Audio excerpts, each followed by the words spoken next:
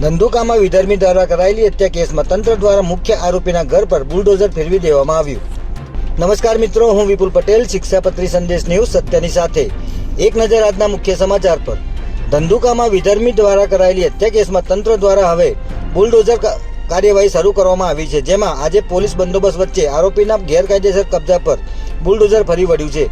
ગત શનિવારે ધર્મેશ ગમારા નામના યુવકની હત્યા બાદ પંથકમાં તણાવભરી સ્થિતિ સર્જાઈ હતી. આ હત્યા કેસમાં પોલીસે 2 આરોપીની ધરપકડ કરી ગઈકાલે ધંધુકામાં કોર્ટમાં ચુસ્ત પોલીસ બંદોબસ્ત વચ્ચે રજૂ કર્યા હતા, જેમાં કોર્ટે બંને આરોપીઓના 2 દિવસના રિમાન્ડ મંજૂર કર્યા છે. ત્યારે બીજી તરફ આ બંને આરોપીઓના ઘરના વીજ જોડાણ પણ કાપી નાખવામાં આવ્યા છે અને આજે વહેલી સવારથી ખાટકીવાડ વિસ્તારમાં ડિમોલેશનની કાર્યવાહી શરૂ કરવામાં આવી છે.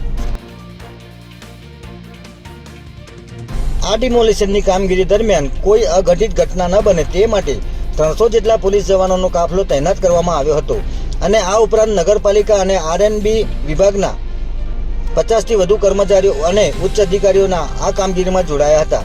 સત્તાવાળાઓના જણાવ્યા અનુસાર ધંધુકામાં ખાટકીવાડ વિસ્તારમાં 3 દબાણો દૂર કરાયા હતા, જેમાં આરોપીઓ વિરુદ્ધ પશુ તસ્કરી અને પશુ હત્યાના ગુનાઓમાં સંડોવાયેલા હતા. જ્યારે ધર્મેશ ગમારા હત્યાકાંડમાં મુખ્ય આરોપી રિઝવાન મણિયારના ઘર પર પણ તંત્રએ બુલડોઝર ફેરવી દીધું છે.